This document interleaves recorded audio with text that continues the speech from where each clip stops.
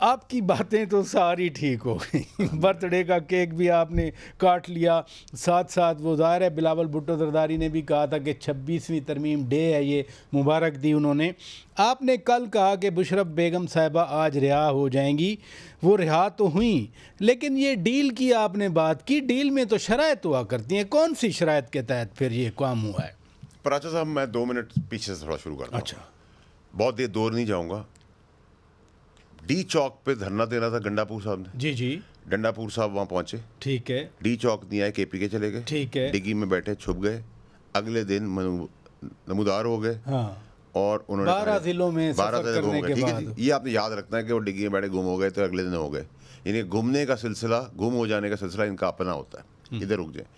उसके बाद जिस पार्टी को पीटीआई कहती थी, फॉर्म 47 नून लीग को, उसको लीगलाइज किया जब उनके साथ बैठ के सारी शिक बाय शिक बैठे रहे पे डिस्कशन, हम प्याला हमने वाला, बेनिफिट, ट्रैवलिंग, गाड़ियाँ, पर्क्स, वो भी मैं आप लोगों को कहता रहा। फिर जितने असेंबली में बैठे हुए हैं, नेशनल या सेनेट, उसमें ज़्यादातर वो लोग हैं जिन्होंने इमरान खान के ख़िलाफ़ प्रेस कॉन्फ्रेंस की।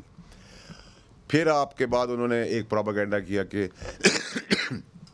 कि हमारे बंदे उठा लिए, उनके हाथ काट दिए, उनके कान में ड्रिल कर दिया, उनको तेज़ाब फेंक दिया, उनको मार दिया, फिर उनको जोड़ दिया, फिर उनको ले आए असेंबली में और उनसे वोट भी नहीं लिया, तो ये भी उनकी बिकी नहीं। फिर 18 अक्टूबर को उन्होंने कहा कि मुल्क गिर एहतजाज होगा, मक्खी का बच्चा नहीं निकला, खुद भी नहीं निकले। फिर उसके बाद 15 दिन का खुद कहते रहे कि इमरान खान से मिलने नहीं दे रहे, और जैसी सेटिंग के तहत मुसवदा तैयार हो गया तो उन्होंने उसी फॉर्म 47 की गवर्नमेंट जो कहते थे, अक्टूबर 3 के बाद अक्टूबर 19 को जाके मुलाकात हुई, उसी गवर्नमेंट 45 मिनट की गए। पहले नहीं, वो मुलाकात उन्होंने करनी ही नहीं थी, क्योंकि ये जो बैन लगाया था गवर्नमेंट से, ये पीटीआई के कहने पे बैन लगा था कि हमें ना मुलाकात के लिए इजाज़त दिलवाओ, ताकि वो हमसे फिर कहता है बाहर निकलो तो हमारे लिए मुश्किल होती है। नहीं, ये आप बड़ी बात नहीं कर रहे, वो तो चीख रहे थे कि हमारी मुलाकात नहीं सर, वो जा रहे थे जब 3 को इजाज़त दी, जी जी, तो उन्होंने कहा हम नहीं जाएंगे, हम वो निकलने के चक्कर में थे। अच्छा, हमारे जैसे ने कहा भाई 5 नहीं 7 आदमी अंदर भेजो, इनको सामने तो खड़ा करो उनके, ठीक है जी।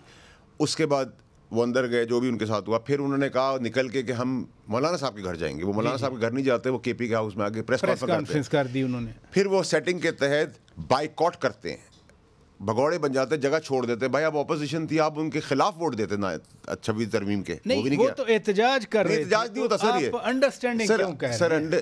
एहतजाज होता तो आप ये कहते ना मेरे पास ऑपोजिशन हूँ, मैं वोट नहीं दूंगा इसको, मैं इसके खिलाफ दूंगा। आप सियासत करते हैं ना, आपने बाइकआउट कर दिया। उसके बाद आपने तरमीम को वोट नहीं दिया, शिकों को वोट दिया, ठीक है।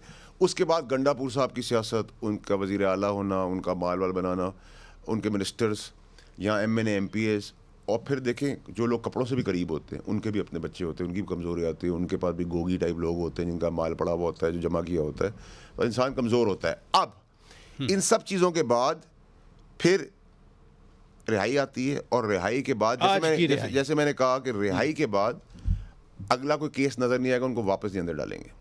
ये भी मैंने कहा कल के शो पे। एक मिनट, आप कह रहे हैं कि बुशरा बेगम साहिबा दोबारा जेल जाएंगी? नहीं, मैंने कल ये कहा कि जैसे होता है ना कि आपको आज बेल मिली तो अगला केस आ गया, एग्जैक्टली, तो मैंने आज के लिए कहा था कि ऐसा कोई केस नहीं आएगा, वो रिहा होंगी और VIP तरीके से उनकी गाड़ी अंदर गई, गाड़ी से वो बाहर निकली, और मैंने कहा इमरान खान साहब की मुलाकातें होंगी 26 से रेगुलर, वैसा ही मिलता तो ऑर्डर भी आ गया है कि 26 से उनकी रेगुलर मुलाकातें होंगी।